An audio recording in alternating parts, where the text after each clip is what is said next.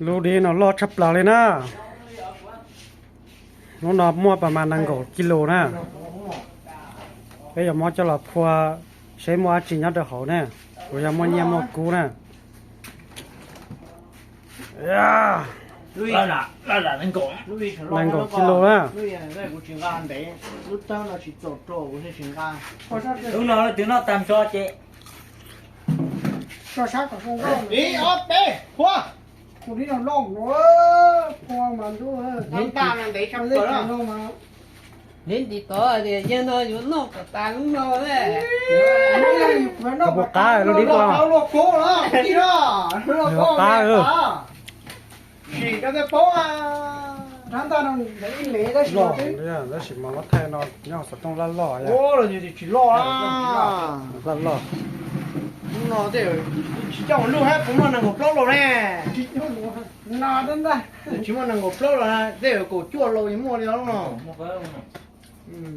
ai là ta đấy cũng chi đâu nó tiếng nhớ qua sao trong mẹ màu nữa ôi tôi không có vui sống cái tôi không có chỉ sống cái nó hành ra cái tiêu hoa cái không có sống trắng đó rồi giờ chế nó có nhập rồi đấy Thế kia sai.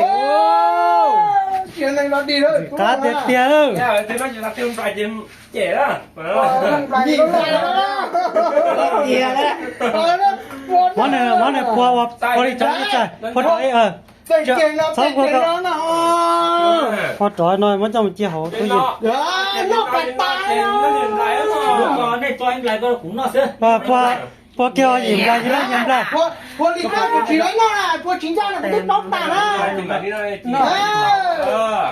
cô đi là có cho với à cái trò cô đi mẹ cóอยู่ Ê yo. hai rồi chứ lạnh rồi Lo tiệt tiệt. rồi chỉ ôm lại ốp lóng này thấy là ta thế xảy ra thấy chuyện nào ta đi sẩy nó mo gì cho nó sẩy cho ô wow nó đó Nhưng mà nó nhà nó từ tao cả lìa. giờ thấy đấy thôi nó thế Ra nhà cho bài. à nó phải làm mặt thấy Ra rồi cái trời chỉ tôi sát tông nè. Nó điều phải giả là phải giả ngáp nó về ta kia ngáp nó về tao. đi nó phải chơi phá giả tôi lúc trước Ga nhà ga nhà tông mà. Tao yo tao lo sự. phá giả tao nó cho chi mà đi thôi Chỉ cá về vậy à? Chỉ cá gì hả?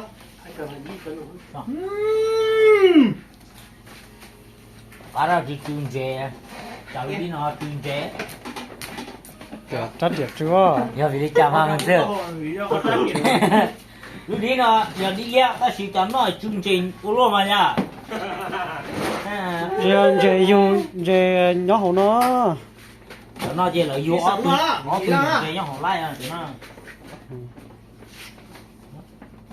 nó có lúc tài bạc cá nữa cô tự chu nữa đó nó chỉ cái này lại hắn họ thả thật ta cái cá sai ở sống nó to ao